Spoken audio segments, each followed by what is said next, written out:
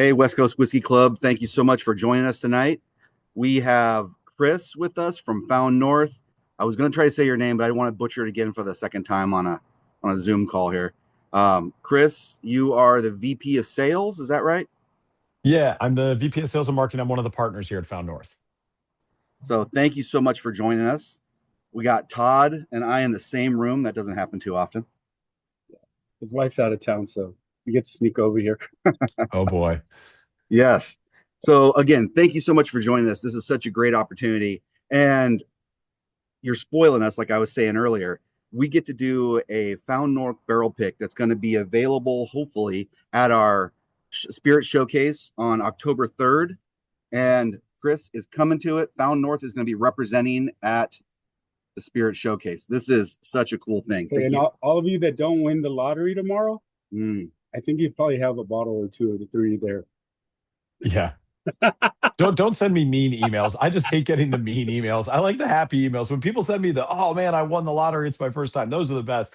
The emails where I get where it's like, fuck you, I didn't win. And I'm like, I can't help that, guys. Like, if you want me to put my finger on the pulse of it, that doesn't really make it a fair lottery. The whole point is to not do that. All right. So can you tell us more about the lottery that goes live tomorrow? Yeah. So tomorrow, well, before we get into the whole private peak thing that you guys are doing now, which is super cool program I'm excited about. Tomorrow is the launch of Helldiver 2026. So it's actually going to be the final edition of Helldiver. So we're not making it again, which is pretty exciting. For those of you that aren't familiar, Helldivers are one. It's got the beautiful loon on the front packaging. It's sort of an exploration of different types of sherry. We've used PX quite a bit, but this time around we're using some Oloroso, some New American Oak, which should be super fun. It's immensely dense and jammy. I mean, it's like if a blackberry pie and a vanilla milkshake kind of got together.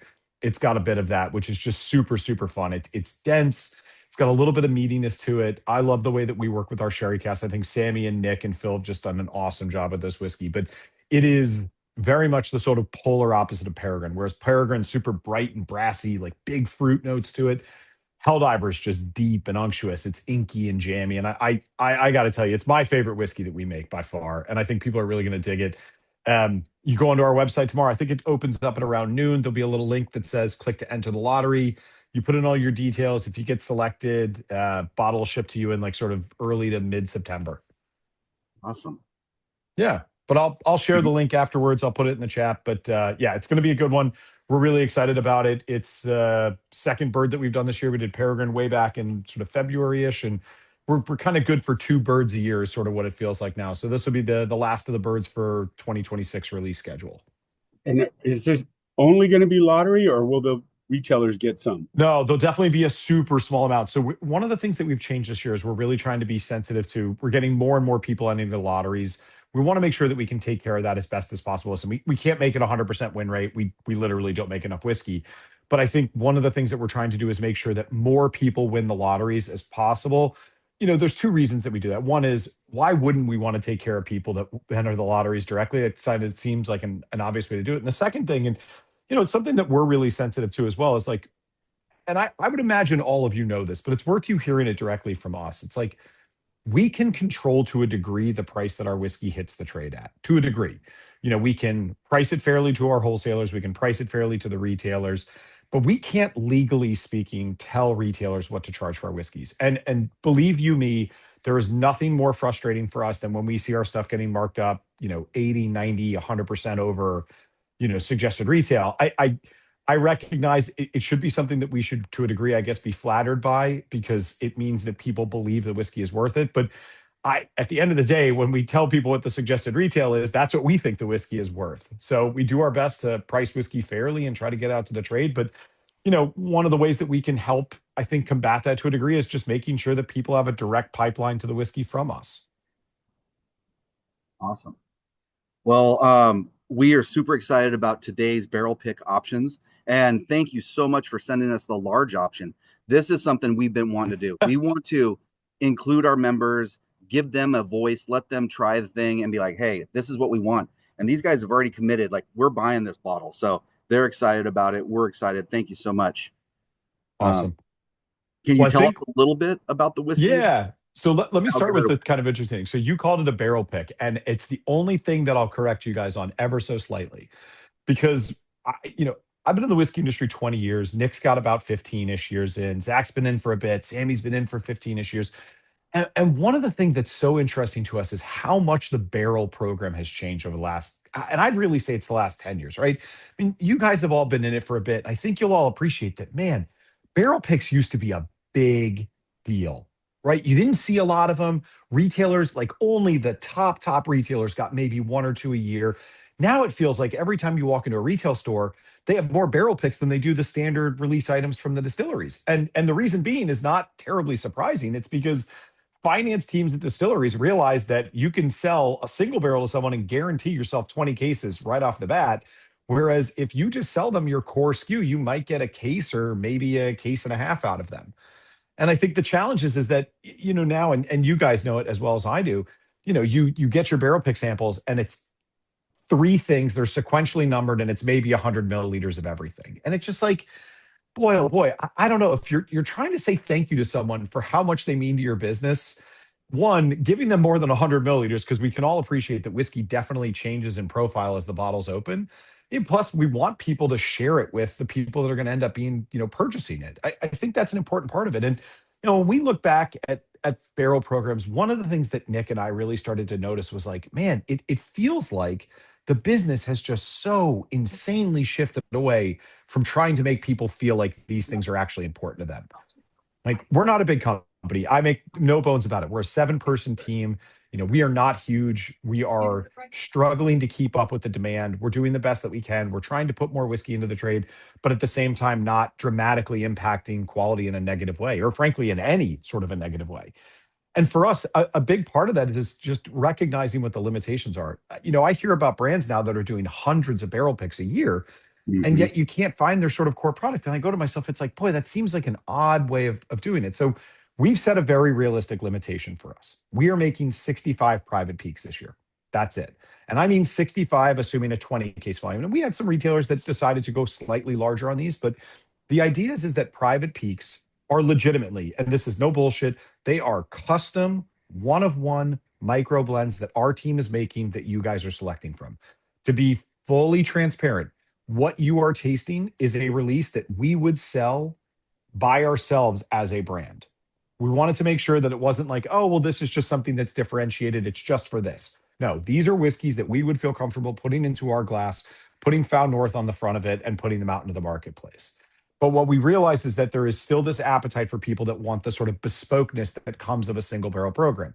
Now, single barrels for a blender is a bit of a misnomer. I think we can all agree there's an element of that, right? If you think about what we're trying to do at Found North, we are trying to embrace the concept of blending. We believe fundamentally that whiskey's better when we put our hands on it, when we get the opportunity to recast it and morph it and change it a little bit.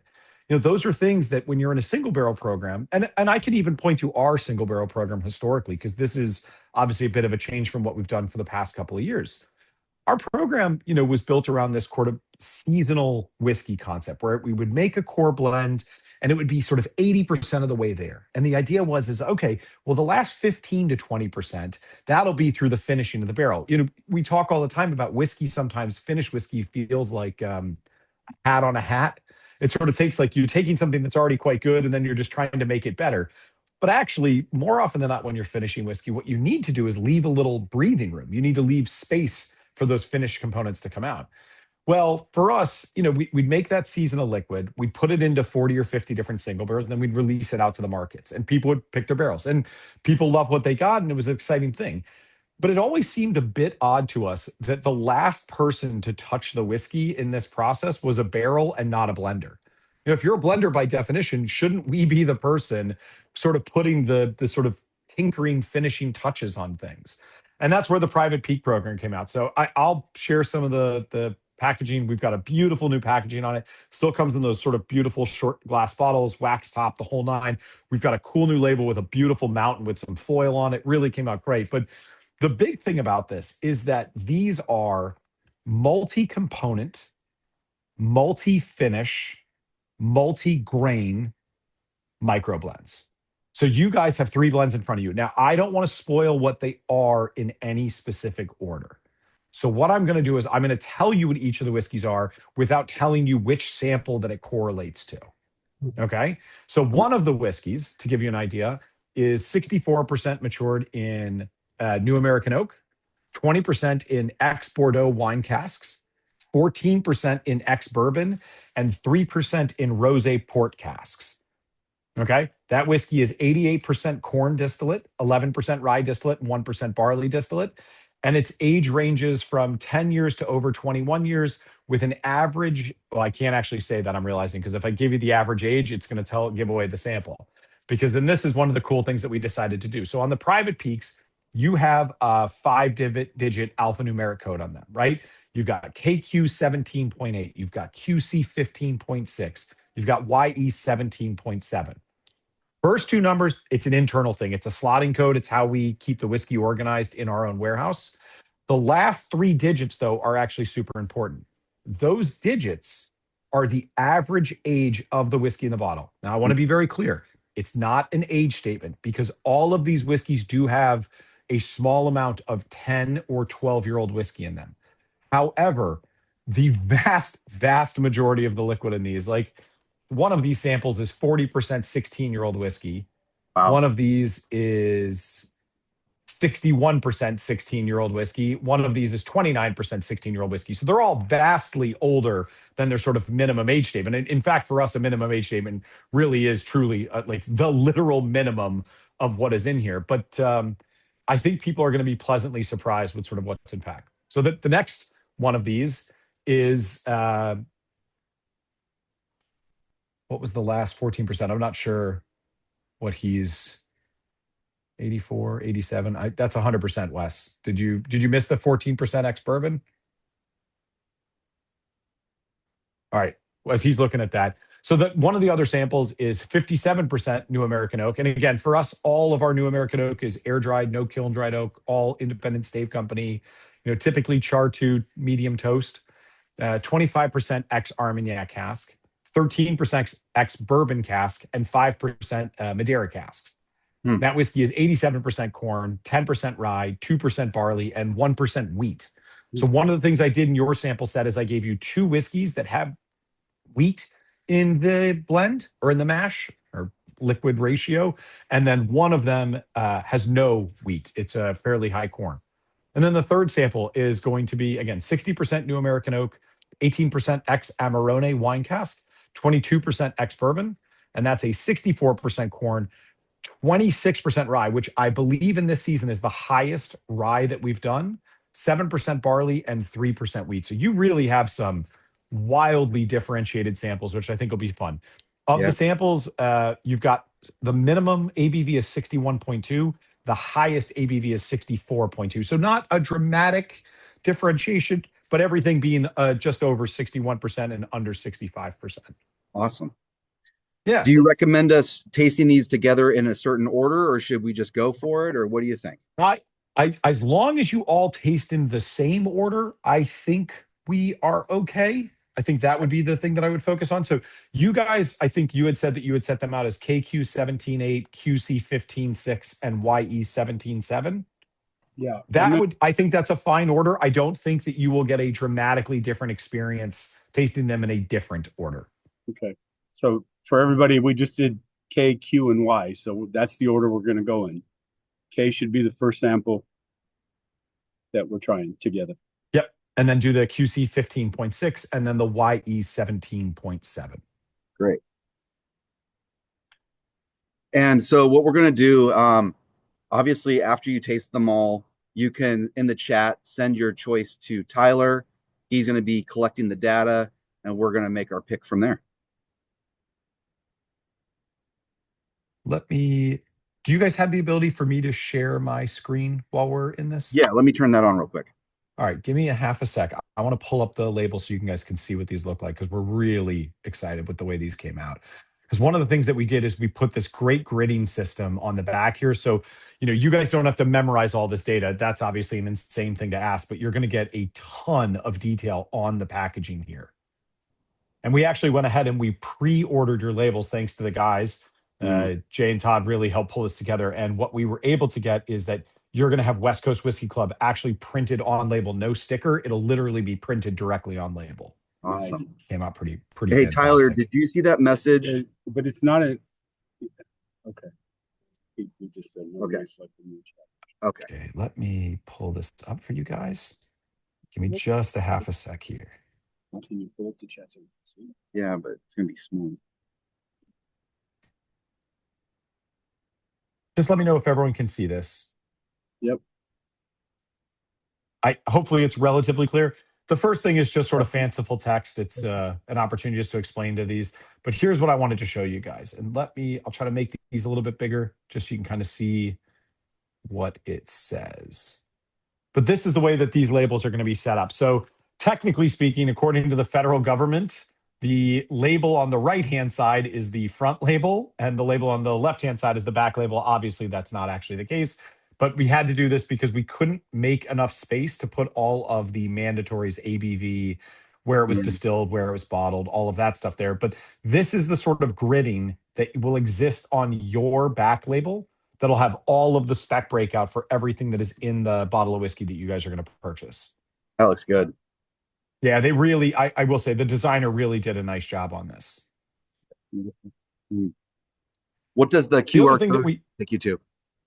QR code just takes you to the website. It's just a generic thing. We're working on. So one of the things that we'd like to do, and I think this will be something that'll probably be a project once we get our last release for the year out later in October, November. What we'll probably want to do is we'll put up a listing of where every single one of these private peaks went this year, what the private peak was, and if there's an opportunity still to purchase it, an opportunity for people to go out and find these things. Okay. Again, they're relatively small. I want to say I looked at the outturns. One of the things I'm really proud of is what you are tasting is finished whiskey in a bottle already. It's just lacking a label. So you are tasting exactly what that whiskey will taste like when the bottles show up at the store. It drives me nuts. I see so many brands do this. They're like, oh, well, it's going to get bottled in 6 months. It's like, well, shit, the whiskey's going to taste dramatically different in 6 months. That's like an insane thing to ask of people. How about the ones? No, what you're tasting is what's in the bottle. We've tasted some at barrel proof, like 132, and they bottle it at 110. If that gives anybody a hint, it's so different. Yeah, that's pretty tough. I mean, listen, I appreciate the fact that they're trying to get ahead of the samples, but if you're asking someone to make a commitment that's $10,000 to $15,000, it seems pretty reasonable to let them try the exact thing that they're going to buy. Do we want? Oh. Did you make this up? I hope not. Are you still there? Yep. Can you hear me? Okay. Yeah, I hit some button. I don't know. I can't see nothing right now. You're probably looking at. Okay. I'm not sure what just happened right here. Oh, sorry about that. No, this is. Wait, is this you sharing a screen still? No. Or is this me? Don't believe so. I think I killed my screen share. Hit the back button, maybe. Wow. This is odd. I don't want to close this out. No, I don't think this is me. Cancel. There we go. What is on the screen? Oh, he did something funky. Todd hit my computer screen. Oh, you guys are good. Do we want people to share their note, what they're smelling, what they're tasting? Do we want to talk about this one here? Yeah, for what it's worth, personally, I really appreciate getting feedback on these because even if it's not the pick that you make, I'd like to know what you like or dislike about it. Because oftentimes when we hear from groups, they're like, okay, we're looking for something like this. Ironically, sometimes your negative feedback on a release helps inform like, oh, this might be the perfect sample for this group. I will say all three of your samples are totally new samples. No group has tasted these yet. So if anybody wants to share what they're getting on the nose or the palate or finish, please do so in the chat. I'm getting I don't want to give it away, but let people chime in, but I'm getting a really like soft butterscotch feel. Interesting. It's funny. I think if you had told me last year we were going to do a single barrel program that would incorporate ex bourbon barrels, I've been like, no, we can't do that. Like, no one's going to care about that. It is very interesting to note that ex bourbon might be the most valuable type of cask in a blender's arsenal because it is the most inert. And I know that sounds like a silly thing, but actually, a lot of times what you can run into is where you're trying to blend really big flavor. I mean, look at this, right? This sample that you guys well, actually, I can't tell you what you guys are tasting from the perspective, but these samples, as you heard from this, all three of these, and I can say this sort of universally, they all have 50% New American oak in their blend, right? So you know what you're going to get out of that. But in fact, if sometimes 100% New American oak gives you too much creaminess, it doesn't give you enough delineation between the alcohol and the tannin. What you actually need to do is find something that can sort of, ironically, I'll call it sort of filling space in a blend. And that can be a really helpful tool for Sammy and Phil, because the way that we've been doing these is Phil, who's one of our blenders, will literally create the first run of the blends. He then sends them up to Sammy, who Sammy's our head blender. Sammy will taste them and basically go, interesting. I see what you're doing with this. Here's what I'd suggest tweaking, or okay, I don't like this. Here's what I would suggest changing. Phil will take the samples back. He will redo some of the blends. Once Sammy goes, hey, I think these are really good, what he'll then do is we send them to Nick. Now, Nick, without having tasted anything, not being involved in the blending, literally the only thing he does is goes like thumbs up or thumbs down. We're just waiting for him. So we treat it as like a red team. It's very hard for blenders. It's hard for anyone, I should say, but it's really hard for blenders when they have been involved in the blending process of a whiskey to act like their own gatekeeper, right? You almost need someone that hasn't been involved to say like, okay, this is good enough to go, or this is bad. I don't want this to go through. And by doing this, what we found is that it has given us, I would say that the quality of these that are coming out this year are really quite high. Like whether or not one of these is not to your taste, I would really challenge anyone to say like, oh, one of these isn't a good bottle of whiskey. I think all three of these are exceptional bottles of whiskey. So it's almost like their baby, and you have to have somebody else say You no. do, you do. I mean, yeah. Listen, who's better to tell you your kid sucks at sports than your coach? All right. So sometimes somebody has to be the bad guy. Someone's got to be the voice of reason in these conversations. But to his credit, Nick does it the right way. He doesn't give notes. He just says yes or no. Because what you don't want it to be is like, well, this is what you should have done. Phil and Sammy have done a great job at really understanding each other's palates and each other's sort of blind spots, because everyone has palate blind spots. Everyone on this call has something that they do not taste as acutely as someone else on this call. And everyone else has sort of like a tasting superpower. You have something that you taste exceptionally well, right? Like I'm relatively blind to bitterness. I do not pick up bitterness in whiskey terribly well, but I'm pretty good at delineating types of fruit. I'm really good at getting like the esters and the acids out of things, which is, boy, oh boy, like such an interesting way to taste whiskey with people, because you taste someone that doesn't notice bitterness, or the one that's always tough is if someone says, I don't pick up on sulfur, you have to be really careful with that person when you're blending with sherry, because sherry can always have a touch of sulfur to it. I mean, it's almost exclusively something that you'll find in Oloroso and PX at times. Yeah, I think that one had a really big sweet profile to it. It had a lot of really good like sugary content. Cinnamon. We saw cinnamon on there. We saw, what's this? Bob didn't like it. Oh, we saw cinnamon on there. We saw yeah, a lot of interesting notes there that definitely were down that path. Bob likes Found North. Yeah. All right. Shall we move on to Q? Yes. Number 2, Q. Zucchini bread. I like that.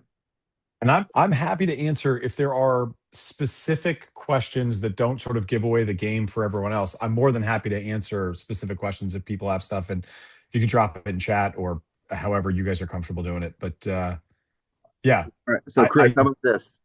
If Bob can guess which each one of these are, you have to buy him dinner. Otherwise, he's buying you dinner. How about that? That seems like a reasonable trade. I think that's fair. I'll tell you the one that we do when I'll buy you dinner at the showcase. Oh yeah. Okay. Sounds good. The one thing I've done with this, it's been fun. I was in Tennessee last week doing some of these with a couple of bigger retail, or excuse me, I was in Missouri last week with a couple of bigger retail partners. And we, at the end of it, I said, okay, you've tasted these 3 things. I'm going to tell you the finishing regiment. You tell me which barrel's which. And to a person, I've done like 30 some odd of these this year. I've never gotten someone that's gotten all 3. Wow. Yeah, it is tough. I think people that say all the time, it's like, oh, I can pick stuff out blind. Boy, oh boy, like that is not an easy thing to do. A guy brought a bottle of Found North to a tasting, and brought me a blind sample. I didn't know it was our whiskey. First to admit, I was like, oh, this is different. I've not had this. And it was a bottle of Hubberhawk. I just hadn't had it in a little while. And I was just cracking up because I was like, God, this guy could trick me on our own stuff. Okay, That's so why they put me in. That's why they put me in sales and not in blending. Q, this I think I really enjoyed nose one, but I think this one's spectacular on the nose. This is It translates to the you're getting a significantly more spice profile with this nose.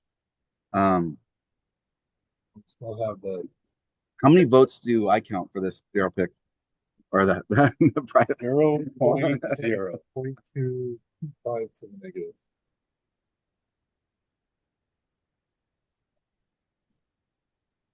Why did I share this with everybody? I should have just kept it all for myself. Yeah, we got three barrels right there, or three bottles. It has It's got like a distinct. Obviously, it's picking up something from one of those other barrels, but This sample to me has the finishing regimen to me on this one is the most obvious. There's a very specific note that I think to me immediately makes me go, oh, it's that. I think I'm with you there. There's a nice sweet tea component to it. There's I agree with Jamie. This one's definitely less oaky at the end. Not that that's a bad thing, but it is too. And what's amazing is that, like, I mean, again, if I look at the oak, the new oak to ex bourbon on these, they are all relatively close. I mean, again, there's some variation here.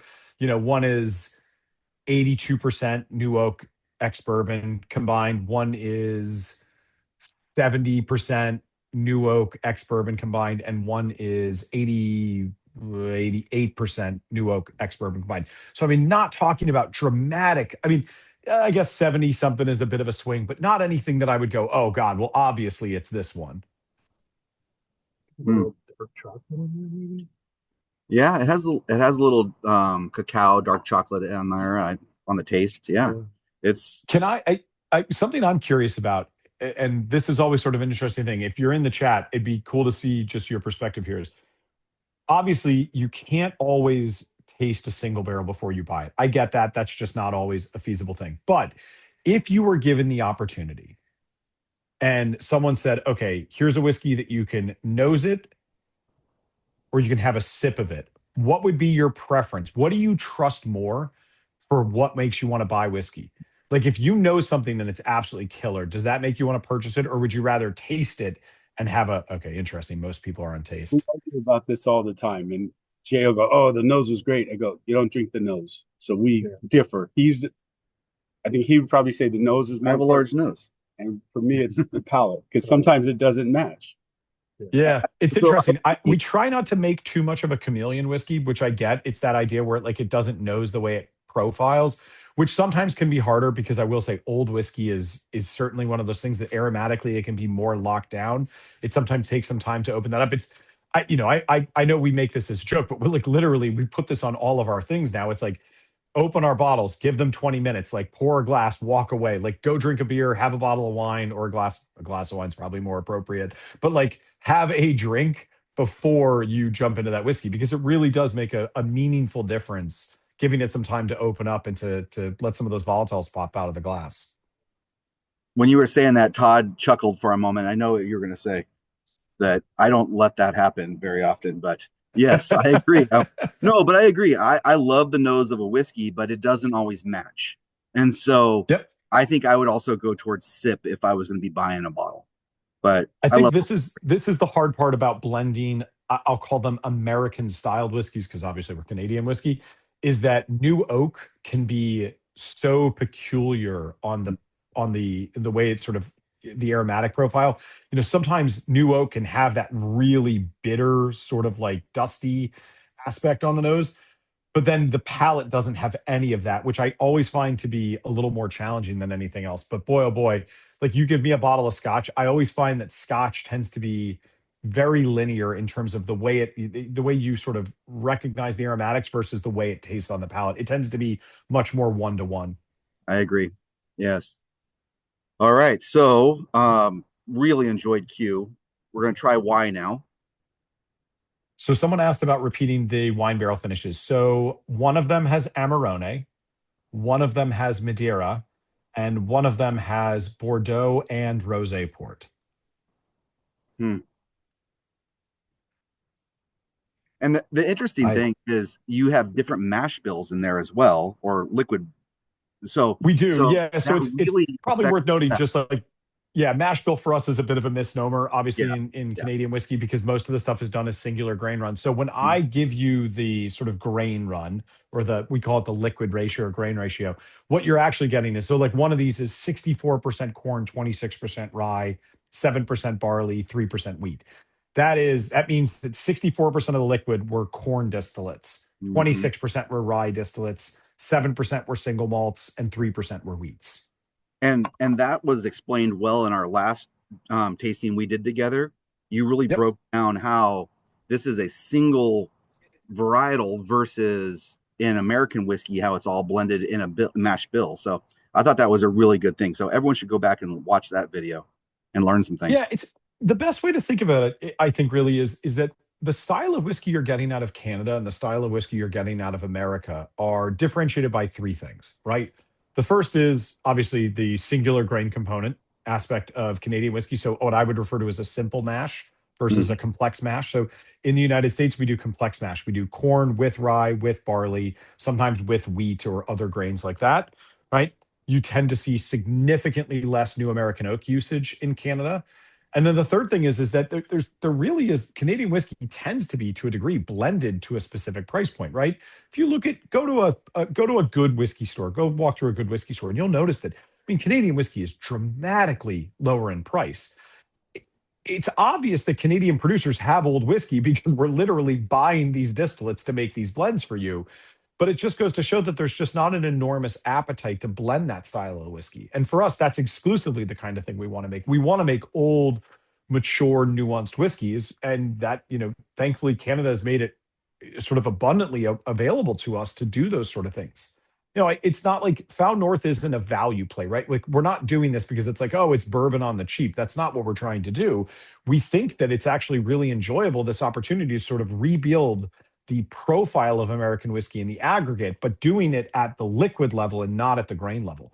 And the Yeah. reason I say this is, and it's such a crazy thing, but it's like, the perfect version of a wheated bourbon would be super old corn and relatively young wheat. But you literally cannot do that at an American distillery. I mean, technically speaking, I guess you could, but they're not going to, because they want to blend those grains together prior to the fermentation, prior to the mashing process, because they think it gives them a more complex whiskey. I would argue the exact opposite. I think you end up basically having to determine your maturation profile based on one of the things you want to accentuate, when in fact you could do both of them if you were just willing to do it at the liquid level and reblend them to create the aggregate. So somebody on an iPhone posted that they felt that this was the high ride. Please don't agree or disagree, but I I will not say anything. I What? that was why. That was the third one? Yep. Oh, I haven't tried it yet. Just been nosing. This guy, see, that's the thing. The nose of a whiskey can be so enchanting. I'll tell you, when I find a bottle of whiskey that I'm like in love with, I get at least as much pleasure out of nosing a really exciting whiskey that's got a ton of nuance and a lot of things going on, and nosing it with water, without water. Sometimes I'll check to see what it's like with warmer water, with colder water, because it unlocks and locks down certain, volatile things that you want or don't want coming out of the glass. I I don't know. I don't want to say too much because I don't want to influence other people's picks here. But I feel like two and three were more complex whiskeys than number one was. And This is interesting. Shannon just said, and this is something I would agree with, all of these drink noticeably lower than their proof. I mean, if yeah, you think about it, all of these are almost 130 in proof. None of these drink at that strength. They all drink significantly lighter, which I love, because what it means is that there is often a thing, and I think this is becoming more common as people are looking for proof in American whiskey, that we are naturally, and I mean no offense to anyone on this, we're naturally conflating the perception of tannin and the perception of proof, right? it's Yes. very easy to get something that is loaded with kiln dried new oak that is just going to be massively tannic and get that biting, gripping note and go, oh, this is really drinking like it's high proof.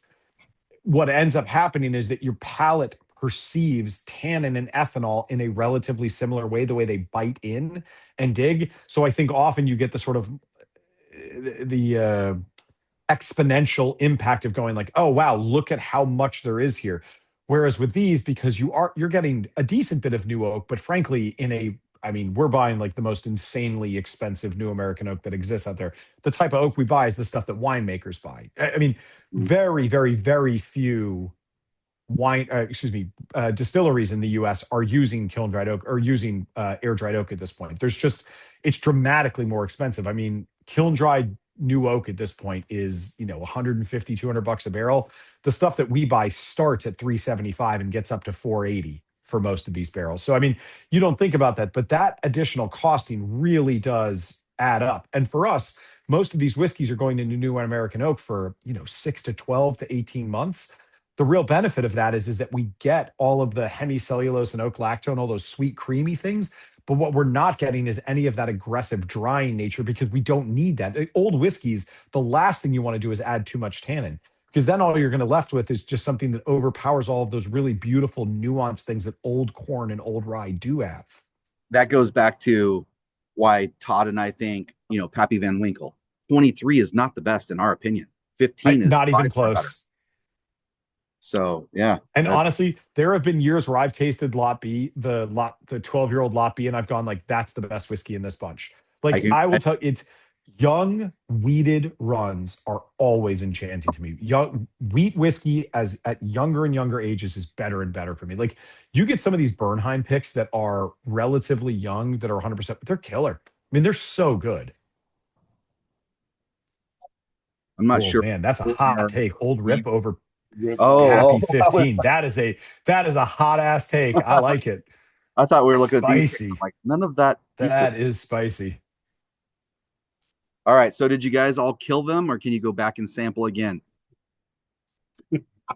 Bob's glasses are empty, all of them. Killed them.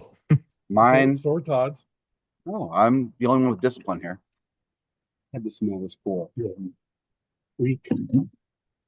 I'm trying to keep up on the picks. It's an interesting. It's all over the place. That's a Tyler problem, but it'd be nice to have on the Zoom call, right? But it'll be hard to do. Do we want to pick a brave soul from the group and let someone test to see how good their palate is versus what I've explained the whiskeys are? See if anyone can do it. I mean, I have a feeling, but Any volunteers? Say me if you want to volunteer. Let's get someone. Come on, someone be brave. I'll throw in a new Found North hat for the person that gets it. Because honestly, I will be damn impressed. Hugh is rye heavy. Trying to guess the proof. No. What like so? No, guess which one is which. Yes.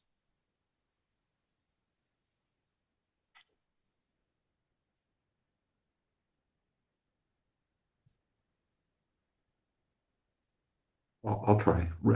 I'm not a rye guy at all, and I think Hugh is rye.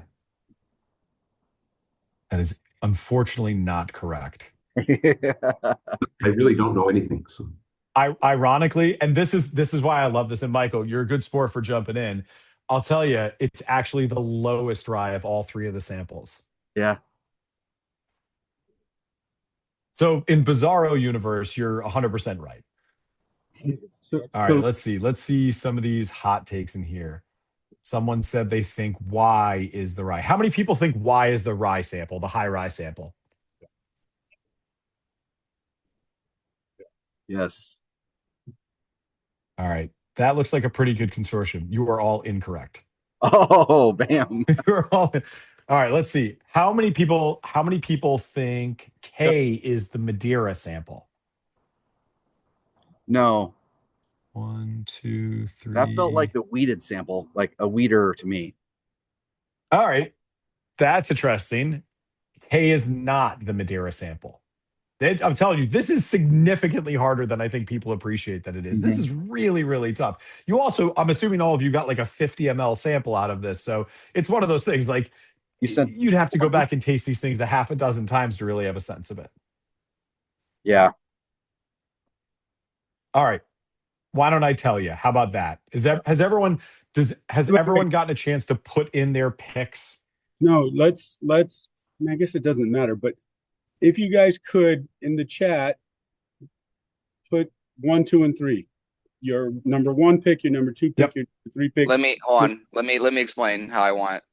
Okay. So I'm gonna drop in the format so I can tally on my Excel sheet, but so I can get some people have like iPhone. I don't know who you are. So you don't have to put in for everybody to see your vote. You can just message me directly, but I need your full name. And then we're voting KQY and then vote for your 1, 2, and 3. So K is my first choice, Y is my second choice, etc. But go ahead and give me all 3 in order.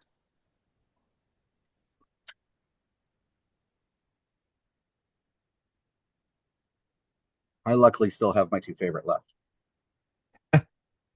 What does it matter with you? Well, I will buy a couple. Did you guys? I'm assuming you guys. I mean, you guys have a ton of people on this. I'm assuming you sampled out the entirety of it. Yeah. So Yeah. Okay. So everybody got like 3/4 of an ounce because we had 29 or 30 people. Yeah. Because we gave Roy a sample also. He's not on. That's awesome. I'm really glad you guys did that. It's always fun to taste with small groups because you get a real sense of it. But tasting with a bunch of people, you really do get. I mean, listen. At the end of the day, you guys are the ones buying this whiskey, not me. Right? We're the ones blending it and bottling it. But it's good to know that there's some consortium of people that go, "Oh yeah, this is it." I mean, even these picks that I'm just seeing rolling through the chat, they're all over the place. Yeah, I'm surprised why isn't it? I totally thought Y was the high rye. Yep. It is, yeah, not the high rye. Gotta be B or There's not a B, Bob. it's gotta be Q.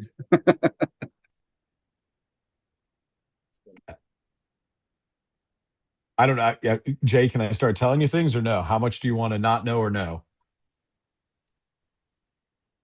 All right. So they're all pretty close in proof point.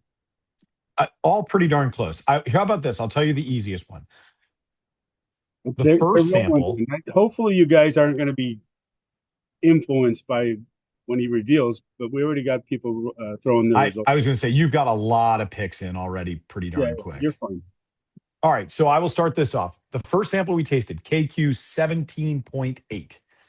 That whiskey is 64% corn, 26% rye, 7% barley, and 3% wheat by a million miles. Nearly triple the next closest amount of rye, which was at only 11%. That's interesting. I don't think that. Yep. Didn't get So that right. whiskey, I didn't. I would agree. In my notes, I also said that it drinks much softer than something that's 26% rye. Mm-hmm. Okay. So for that one, you've got 60% New American Oak, 18% ex Amarone cask, and 22% ex bourbon. So for some of you that were getting some of that like caramelly kind of note, keep in mind, Amarone is recioto, so it's all raisinated grapes. So you're going to get way more condensed sugar there. I think that showed up with the New American Oak to give you a bit more of that like sweeter pie crust note. And Tyler in the notes called that out right away. He goes, "I'm getting that raisin, that golden raisin on this," is what he called. Definitely a bit of like a sultanas thing going on there, which I think that is a very, very tasty blend. Mm-hmm. Okay. The second whiskey we tasted, QC 15.6. That was one of the higher ABV samples at 64.2. It was 87% corn, 10% rye, 2% barley, 1% wheat. So just a splash of wheat. And that was 57% New American Oak, 25% Armagnac, 13% ex bourbon, and 5% Madeira. This is the only sample in the 3 that I believe the finish is somewhat obvious. I feel like the Madeira really tends to give itself away pretty quickly. There's a bit of like a sweet, tangy thing to the finish there. And I always find that to be very indicative of Madeira casking. I agree. The final whiskey was the YE 17.7. That was also at 64.2. So the last 2 were the higher proof ones. that was 88% corn, 11% rye, 1% barley. So in this, knowing that these are both relatively low barleys, the QC and the YE, what is likely the case is that there's not any actual barley distillate blended in on those two. It's likely that the amount of barley that's in this whiskey from a liquid perspective is the result of being the fermentation assistant in the corn and the rye mash bills on both of those liquid runs, which is also super, super common, as you can imagine. Hmm. And on this one, it's 64% New American Oak, 20% Bordeaux wine cask, 14% ex-bourbon, and 3% rosé port. So a couple of fun little things here is that the QC 15.6, some of those Armagnac casts were some of the finishing casts from a Helldiver that we did. And the YE 17.7, some of that rosé port was actually cast from Snow Day of last year, which was a pretty beloved release that we did for the mailing list only. Okay. So there was a question in the chat asking, what are you picking? In spot here? in this bunch of three, I would be between. I'd probably be between K and Y, if I'm being honest. I like both of those. It'd be pretty coin tossy for me of those two. I don't know. There's something about that K sample that's kind of wild. Like the fact that that's 26% rye and it just doesn't show it at all is so much fun to me. I was between Q and Y. I felt Q and Y were more complex. There was a little bit more going on. I felt K was more on the sweeter end, and I'm shocked that has that rye sample to it. Like that's interesting. I mean, now. what a classic way of thinking about Canadian rye, though. Like Canadian rye just isn't MGP. It's not 95.5 spearmint gum kind of thing. It's just a totally different profile. I had QYK. K just had a little bitterness at the end, which I don't. Yep. I don't. He picks up bitter quick. Yeah, and I sat a long time between samples, and the oak became a little bitter after sitting for a while. So that one threw it off for me. But, I think the other thing that's super interesting is one of the things that I've noticed over the last couple of years of doing these in sort of more and more diverse geography is how interesting regional palates are. The West Coast is by a million miles the most difficult palate because it is so broad. But like I can taste our samples and I can tell you almost immediately what's going to sell in the South, what's going to sell in the Midwest, and what'll sell in the Northeast because I know the palates really well. The South wants sweet. They want big, sweet oak. They don't want big acidic wine finishes. That stuff sells really well. Like high Madeira, high wine finishes kill up in New England. Those profiles do really, really well. High acid does well. The Midwest, it is what it says on the label. I find in the Midwest, more and more the groups want to see what the samples are before they taste. And if it has maple, if it has port, those are always seeming to do better in the rankings consistently. That's interesting. We had some French oak orange liqueur mixed into a set. And we had a couple of groups in Georgia went absolutely nuts for them. They were great. They were really, really cool. But it was like a funky flavor that like if I had showed that in New England, I don't think they would have sold well. We have seconds. Yes. Bob's requesting another sample, please. I'll do my best, Bob. I promise. This guy's high maintenance over here. All right. Well, The same as you. okay. Same pick. yeah, I think those are really good samples. And thank you. It's awesome that no one else has got to try these. We get first dibs on this situation. That's exciting. So thank you so much. And can't wait for Bob to buy you dinner at the I know. Well, I'm ready. Yes, but I'd be happy for dinner. No, listen, what the hell's the point of a corporate card unless you get to flash it every once in a while? Might as well have some fun with it. But no, to everyone, I hope I get to see you guys. I think it's October 3rd, if memory serves correct. Yeah. So yeah, I'll be there. I'll be the big goofy guy standing behind the Found Nord table, but I'll have this with me, and then I'll have a couple of some cool things. We'll probably bring some Helldiver. I'd imagine we'll bring some Peregrine, maybe some Batch 12, and maybe something that we've got coming up for later in the year because you guys will be right around the timeline of when we'll start doing media for our last release. Oh, that's exciting. Who knows? If maybe I've got a sample of Snow Day 2026, I'll bring that with me as well so you can try it. There you go. Nice. Very cool. Great. Everybody on this call, are you guys already have your tickets purchased? Give me a thumbs up here. Everybody but Jeff. Somebody in Colorado, I don't know if they're coming. That's a haul. Pat's always I just did an event in Nashville, and a woman drove 8 hours from Texas. I was like, that is I would not drive 8 hours to listen to me talk. That's an insane thing to do. well, we're really excited that you're coming out, and this is big. So yeah, it's gonna be a good time. Well, Oh, great. is there anything else we should cover? We talked about your lottery tomorrow. Yeah, just like I said, if you're looking for it, just go on to foundnorthwhiskey.com tomorrow, or you can check out our Instagram page. I'll have a link. You can click right in the bio, and it'll enter you into the lottery, and you'll have a shot at getting a bottle of our 2026 Helldiver, which should be a ton of fun, and admittedly pretty different from these 3 samples, in all fairness. A lot jammier, a lot inkier. Somebody asked what one will. Once Tyler does the Excel spreadsheet, just like I do with the blinds, we'll send you the results to everybody, so you see what won. All right. Well, I'm going to stop. I will say, based on how many people are on this group, there's not going to be a lot of barrel left. You've got probably a fifth of the barrel basically sold in this group alone. Probably more. Yeah. They committed to more than that. So yeah, so that's kind of the exciting spot. All right. Well, thank you so much. We're going to stop the recording and continue having fun without you guys. So